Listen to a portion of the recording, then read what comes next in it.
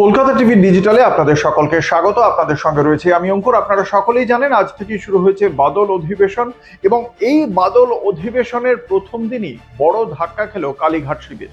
কারণ এতদিন পর্যন্ত তৃণমূল কংগ্রেসের 28 জন সাংসদ থাকায় দলনেতা হিসেবে দলের সাধারণ সম্পাদক অভিষেক বন্দ্যোপাধ্যায় তিনি একদম প্রথম সারিতে বসতেন।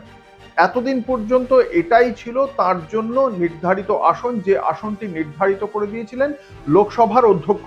কিন্তু এবার আপনারা সকলেই জানেন যে বিধানসভা নির্বাচনের ফলাফল ঘোষণার পরেই 20 জন সাংসদ তৃণমূল কংগ্রেস থেকে বেরিয়ে যান। পরবর্তীকালে তারা এনসিপিআইতে যোগদান করেন এবং সেই কারণে তাদের যে বসার জন্য আসন আজকে সেটা নির্ধারিত করে দেওয়া হয়। আজ লোকসভার একেবারে শুরুতেই লোকসভার অধ্যক্ষ ওম বিড়লার নির্ধারিত করে দেওয়া আসনে গিয়ে বসেন এই 20 জন সাংসদদের মধ্যে নেতা সুদীপ বন্দ্যোপাধ্যায় এবং অভিষেক বন্দ্যোপাধ্যায়। যেহেতু কালীঘাট শিবির এই মুহূর্তে সংকুচিত হয়ে কার্যত 8 জন সাংসদে পরিণত হয়েছে, ফলে সেই তাদের জন্য তাদের যিনি নেতা অর্থাৎ অভিষেক বন্দ্যোপাধ্যায়, তার আসনটি পেছনের সারিতে চলে গিয়েছে।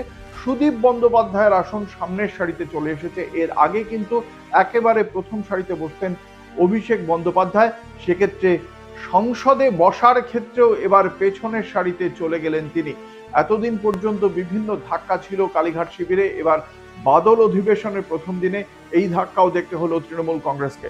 আগামীকালই 21শে জুলাই, সেই 21শে জুলাইয়ের আগে এই ধাক্কাটা তৃণমূল কংগ্রেসে কিভাবে দেখে এবং আগামী দিনে অভিষেক বন্দ্যোপাধ্যায় এই নিয়ে কিছু প্রতিক্রিয়া দেন কিনা তার জন্য অপেক্ষা থাকবে এবং সেই আপডেট অবশ্যই তুলে ধরবো আপনাদের সামনে। কলকাতা টিভি ডিজিটালে দেখতে থাকুন রাত দিন 7 দিন।